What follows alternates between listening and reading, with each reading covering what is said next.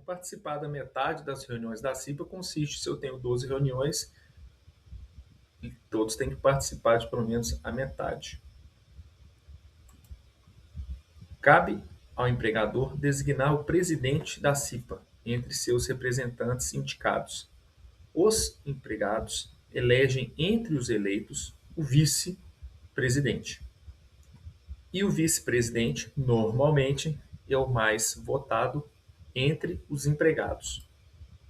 Isso significa, na prática, a garantia de proteção contra demissão sem justa causa aos cipeiros titulares eleitos pelos empregados. Embora a CLT não determine o prazo para a vigência da estabilidade, a Constituição Federal determina que a garantia provisória de estabilidade tem início no momento do registro da candidatura e se estende até um ano após o final do mandato. Apenas os membros eleitos têm garantia de emprego a partir do momento da candidatura. Além disso, o STF, súmula 676, e o TST, Tribunal Superior do Trabalho, têm decisões publicadas que estendem a estabilidade também aos membros eleitos representantes dos empregados suplentes da CIPA. Quem são os membros da CIPA? Então, nós temos o presidente, que ele é indicado, vice-presidente votado, secretário, ele é indicado entre os membros, os representantes titulares e os representantes suplentes, que esses são os votados. Funções da CIPA segundo o NR5. NR5 descreve detalhadamente todas as atribuições da CIPA. A norma define pontualmente o que compete aos membros da comissão, o papel do presidente e vice-presidente, e também os deveres da empresa para o funcionamento da CIPA. Abaixo listamos essas atribuições e, na sequência, destacamos alterações importantes em alguns pontos feitos na nova versão da NR5. Então, acompanhar a identificação de perigos e avaliação de riscos, além da adoção de medidas de prevenção a ser implementadas pela organização. O que é isso? PGR, Programa de Gerenciamento de Riscos. O PGR, que é o Programa de Gerenciamento de Riscos, exigido pela NR1, normalmente ele é criado por um técnico de segurança, um engenheiro de segurança, um médico do trabalho. Mas a NR1, ela descreve que qualquer funcionário que tenha condições técnicas e atribuições pode fazer o PGR. Não necessariamente, não exclusivamente tem que ser um membro do SESMIT. Então, cabe à CIPA nos auxiliar na identificação de perigos, propor medidas de controle para que esses perigos sejam minimizados. Nós utilizamos uma matriz de risco. Essa matriz de risco identifica a atividade e classifica ela qual tipo de risco e qual tipo de prevenção nós devemos utilizar. Vamos colocar um exemplo. O trabalhador que vai fazer uma manutenção no jardim da empresa. Ele está utilizando uma roçadeira. Essa roçadeira, ela pode gerar um acidente? Será pouco provável? 1. Será remoto? 2. Será ocasional? 3. Será provável que uma pedra voe, que o ruído ali possa gerar um dano? Ou será frequente? Vamos considerar que seja provável 4. Então, esse 4 ele vai ficar aqui no verde. Mas nós identificamos o que? Uma severidade. Se essa pedra voar em alguém, ela pode machucar? Opa, se pode machucar, pode ser moderado. Ah, não pode acontecer nada, seria o 4. Ah, ela pode matar uma pessoa, seria 22. Ela pode matar muitas pessoas, então seria um controle 64 nessa zona de risco aqui, que a gente chama da matriz, uma área crítica. Vamos imaginar a condução de veículos. É pouco provável um acidente ou é frequente? Se a gente abrir os jornais, abrir o Google, vamos ver que tem acidente direto acontecendo. Então, um acidente de veículo é considerado aqui o 5. E muitas pessoas podem morrer? Muitas pessoas podem morrer. Então é crítico e é frequente. Nessa matriz de riscos, nós identificamos essa atividade de condução de veículos. Então nós temos que ter muitos controles. Controle do veículo, controle do motorista, seja por exame, seja com treinamento, seja no veículo com checklist, com inspeção, com plano de manutenção. E aí, esta matriz ela vai dar subsídio para os controles do plano de ação dentro do programa de gerenciamento de riscos, a atribuição da CIPA nos auxiliar. Realizar verificação dos ambientes e as condições de trabalho para identificar situações que possam trazer riscos. Elaborar e acompanhar planos de ações preventivas. Existe um plano anual de trabalho sugerido a partir dos itens exigidos da NR5, os responsáveis, os meses e vamos verificar se nós temos a realização deles ou não. Nós utilizaremos este plano, uma prática na próxima aula, para que a gente possa aprender e identificar também necessidades. Vamos colocar exemplos. Vamos fazer uma inspeção mensal com membros da CIPA. Qual prédio nós iremos realizar? Quem que vai realizar?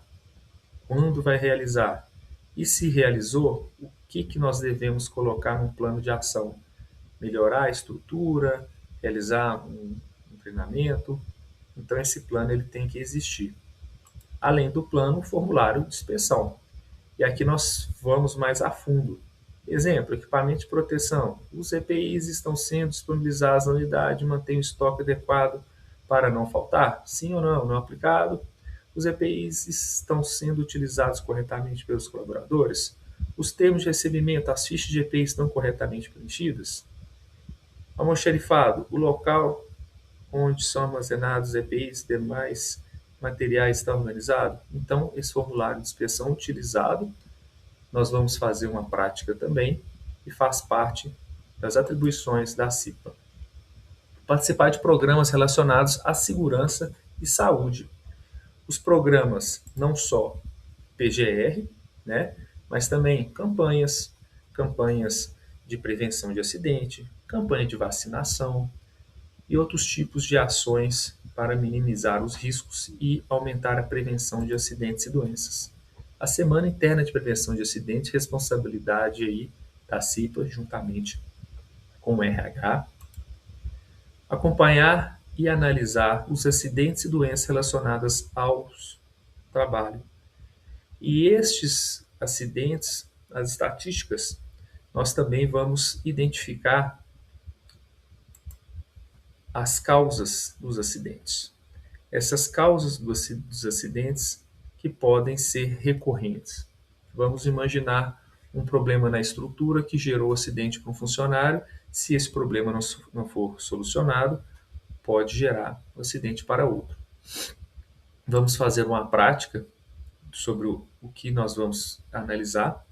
O acidente do trabalho é todo acidente que ocorre pelo exercício da atividade profissional, pode ser fatal ou resultar na incapacidade temporária ou permanente.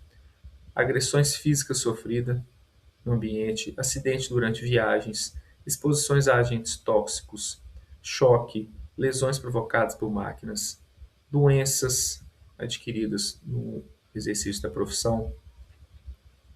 E aí esse acidente que não é programado, o caso desse caminhão-tanque que aconteceu um acidente, nós tivemos alguns danos, é um exemplo, e aqui vamos utilizar a ferramenta de Chikawa com 6M, possíveis causas de material, mão de obra, medição, máquina, meio ambiente, matéria-prima, para identificarmos as causas raiz através de uma ferramenta de brainstorm.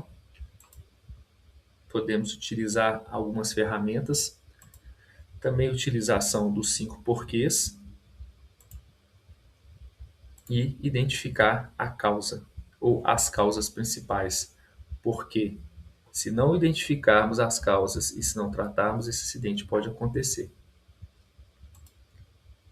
Nós temos ações e temos uma matriz que a gente chama de REMP, que é a identificação para minimizar o que aconteceu através da identificação de defesas rompidas, atos inseguros, pré-condições, tipos gerais de falha e decisões falíveis. Essa é uma análise do acidente que aconteceu com aquele caminhão que nós vamos fazer uma prática gerando um plano de ação 5W2H. Consciência das CAT emitida para gerar e conhecer o histórico dos acidentes do trabalho.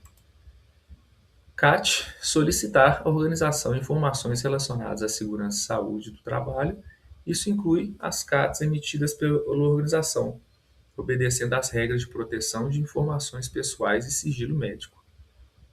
Como os nossos funcionários estão sendo acidentados ou doentes? Precisamos identificar quais são essas CATs registradas para que a gente consiga fazer ações de prevenção. Propor análise das condições de trabalho que apresentam risco grave e iminente. A CIPA deve, se for o caso, solicitar a interrupção das atividades até que medidas corretivas sejam adotadas. Mas o que são essas condições que apresentam risco grave e iminente? Vamos colocar o exemplo desta máquina, que existem partes móveis expostas que possam gerar acidente. Na CLT, o capítulo 5, segundo a NR3, considera-se grave e iminente todo risco, toda condição ou situação de trabalho que possa causar acidente ou doença com lesão grave ao trabalhador. Os embargos e interdições são adotados quando tais riscos são identificados no local de execução do trabalho. A própria máquina citada, uma condição insegura, um ato inseguro e um risco grave iminente. Uma escada sem proteção, um andaime sem fixação, sem sinalização que possa gerar acidente, um andaime fora do padrão, não podemos utilizar andaime com essas tábuas soltas, máquina sem proteção, e identificamos que o Ministério do Trabalho interdita a maior parte do frigorífico Aurora. Justiça embarga a obra do shopping de Maceió após trabalhador cair de andaime. Fiscalização embarga obra da Ecovia Norte e um trabalhador ficou soterrado. Então, as ações que a CIPA vão fazer é para evitar um tipo de crise dessa, que é a exposição de um acidente de nossa empresa para a mídia. Dando sequência, precisamos realizar anualmente em conjunto com o SESMIT, a CIPAT, já citada anteriormente, e vamos fazer com que todos os funcionários participem, reuniões físicas, divulgação de material, cartazes, campanhas, para que a segurança tenha uma maior visibilidade dentro da organização. Incluir temas referentes à prevenção e ao combate do assédio sexual e outras formas de violência do trabalho nas atividades e práticas. Esses temas têm que ser inclusos lá na CIPAT, ok? Vamos falar agora sobre os riscos ambientais.